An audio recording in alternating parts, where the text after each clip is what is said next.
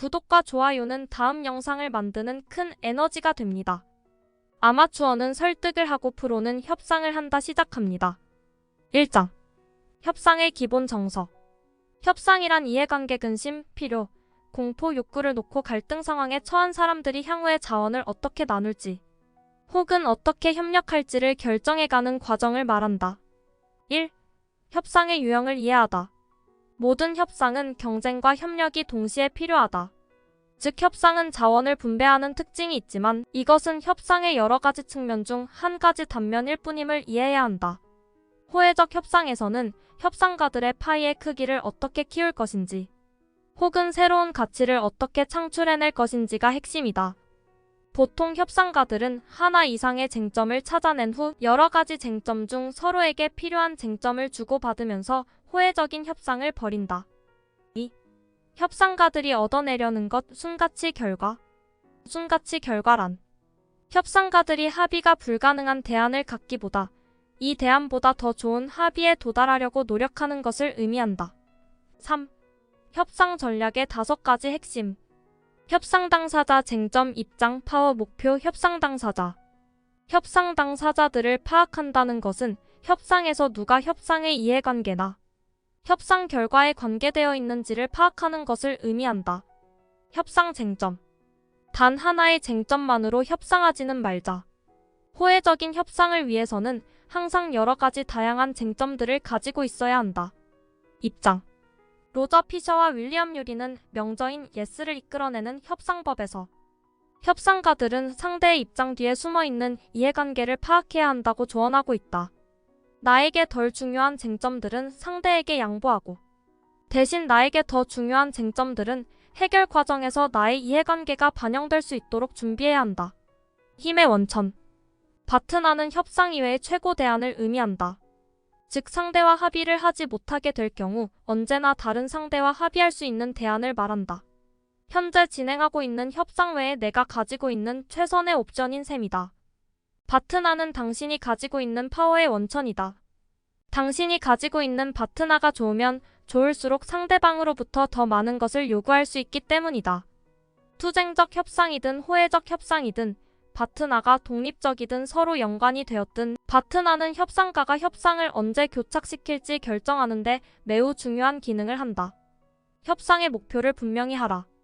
당신의 파트너를 알아라. 당신의 파트너가 만족스럽지 않다면 이를 더 좋게 만들기 위해 노력하라. 더 좋은 대안을 만들어야 한다.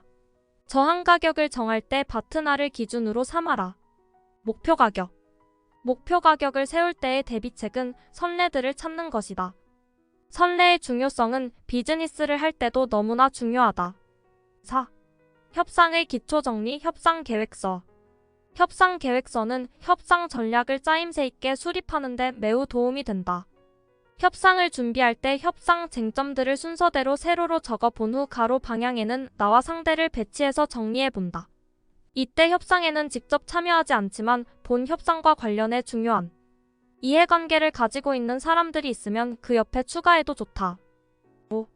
협상에서의 전략적 선택. 전략적 선택이란 협상가들이 어떻게 협상 전략을 사용할지, 다시 말해 협상가들이 협상 테이블에서 어떻게 행동하고 어떻게 반응하는지를 말한다. 2장. 협상에서 문화 이야기. 1. 문화란 무엇인가? 문화는 어떤 사회적 집단의 독특한 특성을 말한다. 문화는 어떤 집단의 사람들이 서로 의지하고 영향을 주고받으면서 사회적으로 상호작용하는 기본적인 문제들에 대해 어떻게 반응하는가를 보여주는 유형에서 나타난다. 2. 빙산의 수면 위. 행동 양식과 제도. 제도는 협사에 영향을 줄 수 있는 경제, 사회, 정치, 법, 종교적 제도 환경을 나타낸다. 자유시장 경제체제인지 아니면 공산주의적 정치체제인지 어떤 제도를 선택했느냐에 따라 문화의 특성이 분명하게 나타난다. 3. 빙산의 수면 아래 가치, 신념, 규범, 지식구조. 빙산의 수면 위쪽인 문화라는 행동 양식과 제도는 수면 아래에 있는 문화적으로 공유된 가치, 신념, 규범과 함께 지식구조의 심리작용이 떠받치고 있다. 직접적인 의사소통의 규범. 이해와 우선사항에 대한 정보는 제안의 겉으로는 드러나지 않는다. 다시 말해 제안들 속에 묻혀있는 것이다. 4. 문화적 가정, 지식 구조와 관습. 문화적 가정의 근본적인 차이들을 인식하는 것은 이러한 차이들을 존중하고 사용하는 업무 관계를 발전시키는 데 첫걸음이 된다. 5. 문화가 협상에 미치는 영향력 모델. 문화는 또한 협상가들의 전략적 행동에도 영향을 미친다. 문화는 당신이 협상 전략을 짜고 전략을 선택하는 가운데 항상 염두에 두어야 하는 것이다. 6. 문화와 협상 간의 복잡한 연계. 훌륭한 국제 협상가들은 상대의 전략에 대응하여 어떤 전략이 효과적일지를 시험하며 천천히 협상을 진행한다. 또한 훌륭한 협상가들은 자신들의 이해관계 달성을 위해 협상 전략을 사용할 때 조절하려는 의지를 가지고 있다. 3장. 문화와 호혜적 거래. 1. 좋은 거래와 나쁜 거래를 판단하는 3가지 기준. 뛰어난 협상가라면 순가치와 장기적 이익이 불투명한 상황에서 협상을 그만둘 수 있어야 한다. 2. 만화 거래 협상 행동을 연구하기 위한 모의 실험. 협상에 대해 많은 것을 배울 수 있는 가장 좋은 방법은 스스로 협상에 임할 수 있도록 모의 협상을 해보는 것이다. 모의 협상 실험에서는 피드백을 잘할 수 있기 때문에 협상가들은 모의 협상 실험을 통해 다른 문화권에서 온 사람들이 어떻게 협상을 진행하는지를 배울 수 있다. 3. 호혜적 가치를 위한 만화 협상 모의 실험. 모의 실험에서 우리가 제공한 판매자와 구매자에 대한 비밀 정보를 모두 볼 수 있다. 이 만화 판매 협상에서 합의를 이끌어내기 위해서는 다음의 3가지 쟁점들을 협의해야만 한다. 1. 회당 가격. 2. 회당 상영 횟수 조정. 3. 지불 비용과 비용 절감. 4. 문화 간 협상 만화 실험 결과 연구. 5. 미래에 일어날 일 조건부 계약. 조건부 계약은 미래에 일어날 일들을 예견하여 특정 방법으로 협상된 결과를 바꿀 수 있게 합의하는 계약을 말한다. 6. 협상에서 올바른 단계로 나아가기. 협상에서 어떤 쟁점이 포함되어 있는가를 분석하는 것에 그치지 않고 어떠한 쟁점들이 협상에 추가될 수 있는지를 분석해봐야 한다는 의미이다. 항상 염두에 두어야 할 사실은 협상이 사회적 상호작용의 과정이라는 것이다. 4장. 협상 전략의 실천. 1. 참가자 자료 수집과 코드화 전략. 2. 호혜적 전략과 시간의 결합이.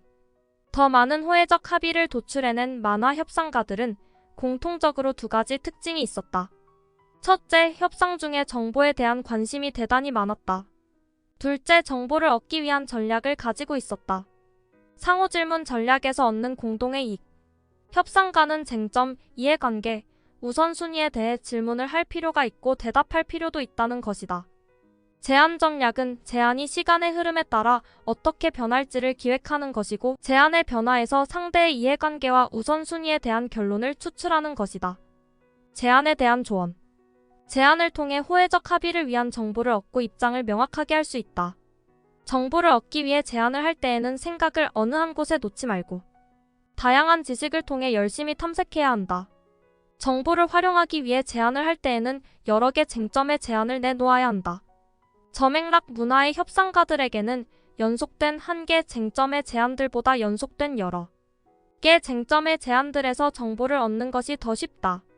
당신이 받아들일 수 없는 제안을 해서는 안 된다. 당신이 적당한 투쟁적 결과물을 얻을 수 있는 제안을 내놓아야 한다. 제안은 상대가 볼 수 있게 칠판에 적거나 상대에게 전달할 수 있게끔 종이에 써놓아야 한다. 한 번에 2개 아니면 3개의 동등한 제안들을 내놓아야 한다. 상대가 부담을 느끼게 해서는 안 된다. 컴퓨터와 스프레드시트를 옆에 두고 필요할 때 빨리 자료를 분석할 수 있게 준비해 두어야 한다. 3. 호혜적 합의안의 순가치 획득을 위한 투쟁적 전략. 포지션 취하기 전략. 사전에 따르면 포지션 취하기는 자세를 취한다는 뜻으로 특히 효과를 만들기 위한 행위를 가리킨다. 협상가들이 자세를 취할 때는 다음과 같은 신호를 보낸다. 나를 만만히 보면 안 되죠. 이 협상에서 당신도 땀 꽤나 흘릴 겁니다. 포지션 취하기는 단지 쟁점들에 대한 의견이나 입장을 말하는 것보다는 미묘한 전략이다. 포지션 취하기를 통해서 당신은 특정한 입장을 취하는 당신의 지위가 믿을만하다는 신호를 보낼 수 있다. 설득 전략. 합리적인 주장에 근거한 설득은 직접적인 소통이다. 포지션 취하기는 협상의 첫 단계에서 일어날 가능성이 많고 설득은 질문이나 제안을 통해서 어느 정도의 정보가 교환된 다음에 일어나게 된다. 4. 문화 단계 전략의 결과물. 5. 과정을 파악하기 위한 협상의 단계. 협상은 대체로 포지션 취하기, 정보 수집, 정보 활용을 통한 해결책 마련, 설득 그리고 합의에 이르는 단계를 통해서 이루어진다. 6. 협상 전략에 관한 지식 정리하기. 5장. 협상에서의 분쟁 해결. 갈등이란 이해관계가 서로 충돌되는 것을 인식하는 것이고 분쟁이란 거절된 주장을 의미한다. 1. 협상에서의 분쟁 발생과 악화. 모든 갈등이 분쟁이 되는 것은 아니다. 분쟁을 일으키는 오해를 피하기 위해 계약서의 검토가 철저히 이루어지고 인간관계도 맺는다. 분쟁은 종종 감정적이 될 수 있다. 2. 분쟁을 해결하는 3가지 접근법. 첫째, 협상가들은 상대의 이해관계를 파악하고 통합할 수 있다. 둘째, 어떤 규칙, 계약서, 법 또는 선례의 기준을 가지고 누구에게 권리가 있는지를 결정할 수 있다. 셋째, 아니면 누구의 파워가 더 센지를 정해서 약자가 양보를 하게 하는 방법이 있다. 이해관계 밝혀내기. 이해관계는 서로가 자신의 주장을 하고 또 주장을 거절하는 원인이다. 이해관계란 분쟁 중인 논점들에 대한 서로의 입장을 뒷받침하는 필요, 요구, 두려움, 근심사항을 말한다. 맞고 틀림을 결정하는 권리. 사람들은 질 것을 알면서도 협상하는 것을 원치 않는다. 대신 누가 옳고 누가 그른지에 대해서 동의하지 않으면서 분쟁을 권리의 원에서 더 크게 확대시킨다. 예를 들면 법정에 가거나 권리의 원을 넘어서 파워의 원으로까지. 거래 성사를 위한 협상에서는 상대의 예약가를 이해하기 위해 상대의 파트너를 고려해보는 것이 현명하다. 분쟁 해결 협상에서는 상대의 파트너를 이해하는 것이 필수이다. 이때에는 자신의 파트너에 집중하기보다 상대의 파트너에 대해 고심해야 한다. 최선의 대안을 아는 동시에 최악의 대안이 무엇인지도 알아야 한다. 잊지 말자. 분쟁 해결에 참여하는 협상가들이 하는 가장 흔한 실수는 파트너가 어떻게 연관되어 있는지를 이해하지 못하고 자신만을 생각하는 편견에 휩싸여 자신의 파트너를 보지 못하는 것이라는 점을. 3. 분쟁 해결을 위한 최선의 선택. 절차의 선호도에 대한 문화적 차이를 이해하는 것이 다문화 상황에서의 분쟁을 해결하는 첫걸음이다. 협상에서 체면 세워주기는 비록 상대의 입장에 동의하지 않더라도 상대를 존경한다는 신호이다. 반면에 협상에서 체면 깎기는 상대를 무시한다는 신호이고 그의 입장에 동의하지 않는다는 신호이다. 화를 낸다고 협상 당사자들이 더 많이 양보하면 화를 내는 것이 협상의 전략으로 굳어질 가능성도 그만큼 커진다. 화를 내는 것은 감정적으로도 그리고 전략적으로도 결점이 될 수 있다. 흥미롭게도 미국인 협상가들 사이에서는 협상의 초점을 권리나 파워로부터 전환시키는 방법으로 같은 식의 위협과 이해관계로 초점을 결합하는 방법이 같은 식으로 대응하지 않는다. 의 방법만큼이나 효과가 있다. 4. 훌륭한 분쟁 해결사들. 충돌과 분쟁은 조직 내에서나 조직 간에 없을 수 없다. 분쟁 해결에는 직접 또는 간접 대립의 선호도를 존중하는 것이 필요하고 직접 또는 간접의 이해관계, 권리 파워의 절차들을 버리는 능력이 필요하다. 6장. 협상에서 제3자와 분쟁 해결. 1. 분쟁 해결 권한을 가진 제3자. 소송, 중재, 조직 내 위계 질서는 제3자에게 권한을 부여하는 방법 중 가장 널리 쓰이는 분쟁 해결 절차이다. 수백 년 동안 중재는 소송의 대안이 되어 왔다. 중재는 자신들의 분쟁을 법보다는 자신들 고유의 관습을 통해 해결하기를 원했던 13세기 영국의 상인들에 의해 이미 사용되었다. 미국에서의 상사 중재는 뉴욕과 다른 식민지주에서 일어났던 미국 혁명보다 훨씬 이전에 존재하였고 현재도 널리 사용되고 있다. 2. 분쟁 해결 권한이 없는 제3자들. 분쟁 해결의 권한도 없는 제3자들의 과정과 절차를 왜 살펴봐야 하는 것일까? 결론부터 말하자면 권한이 없는 제3자라도 때로는 분쟁 당사자들이 수용할 수 있는 해결안에 도달하는 데 도움이 되기 때문이다. 또한 이들의 절차는 제3자가 갈등 해결을 종용하고 강요하는 경우보다 더 공정한 절차로 인식된다. 3. 분쟁에 대한 문화와 제3자의 역할. 분쟁 해결 제도는 분쟁이나 갈등이 일어나기 전에 확실하게 지정해야 한다. 일단 분쟁이 시작되면 당사자들이 감정적으로 몰두한 나머지 분쟁 해결 절차를 현명하게 선택하기 어려워지기 때문이다. 4. 제3자의 효과적인 분쟁 해결. 7장. 다문화 조직에서 의사결정 협상과 갈등 관리. 다문화 조직의 확산은 갈수록 상호의 존도가 높아지는 세계에서 공존하고 함께 일하고자 하는 도전과 복잡성의 결과물이다. 다문화 조직은 크고 복잡한 일에 필수적인 재료들을 모은다. 다문화 조직은 창의적인 아이디어를 만들고 양질의 제품의 납품일을 맞추고 회사의 성장과 번영을 위한 결정을 협의하는 드의 역할을 한다. 조직은 최고 경영 조직이 적극적으로 건설적인 논쟁에 임할 때 더 빨리 성장한다. 1. 다문화 조직에서 3가지 유형의 갈등. 업무상 갈등, 절차상 갈등, 대인관계상 갈등. 업무상 갈등. 조직 구성원들이 쟁점에 대한 이해관계의 우선순위를 정하고 자신들이 정한 우선순위에 대한 당장의 혹은 미래 양보를 이끌어내기 위해 비교적 순위가 낮은 쟁점에 대하여 상호 절충안을 이끌어낸다면 다문화 조직은 복잡한 업무 환경 내에서 높은 수준의 의사결정을 협상하고 타결 지을 수 있다. 절차상 갈등. 만약 업무에 대한 아이디어에 강한 충돌이 없다면 그 조직은 기껏 해봐야 보통밖에 안 되는 결정을 협상으로 타결하는 위험성을 갖게 될 것이다. 대인관계상 갈등. 대인관계 갈등은 조직 구성원이 자신의 생각을 표현할 수 있는 기회를 거절당했거나 아이디어가 거절당했을 때 느끼는 모욕적인 감정에 의해 일어날 수 있다. 사회적 정체성은 자신의 명성, 다른 사람에게 노출했던 자신의 인상을 스스로 인지하는 것이다. 2. 고급 의사결정 협상과 다문화 조직의 갈등 관리. 다문화 조직은 자신들의 결정의 통합성이나 시너지 효과에 미하게만 주의를 기울일 것이 아니라 이 결정이 합리적으로 실행될 수 있는가에도 관심을 기울여야 한다. 3. 효과적인 다문화 조직. 다문화 조직이 효과적으로 운영되려면 정보 공유와 호혜적인 의사결정을 장려하는 협력 모델이 필요하다. 그러나 그냥 협력 모델만을 보유하고 있는 것으로는 충분하지 않다. 조직원들은 이런 모델에서 효과적으로 사용할 수 있는 기술과 동기부여가 있어야 한다. 4. 효과적인 다문화 팀의 필수 조건들. 되도록이면 다문화 조직은 업무상, 절차상, 대인관계상의 갈등에 대처할 때 단독으로 대처하지 않는 것이 좋다. 경영자가 단순히 명령하는 것은 당장의 문제를 해결할 수는 있지만 왜 초기에 이 문제가 발생했는가에 대한 의문을 가지고 학습하고 통찰하는 것을 가로막게 된다. 8장. 협상에서의 사회적 딜레마. 1. 사회적 딜레마와 죄수의 딜레마. 사회적 딜레마는 경제학에서 친숙한 개념인 다자간 죄수의 딜레마이다. 죄수의 딜레마에서는 두 명의 죄수가 개인적인 이해관계와 전체의 이해관계를 겨루며 경쟁에 사로잡힌다. 2. 사회적 딜레마의 종류. 사회적 딜레마의 종류는 공공의 이익이 당사자들의 협력을 위한 것인지 아니면 경쟁을 위한 것인지에 의해 구분된다. 3. 사회적 딜레마 해결을 위한 협상 기술.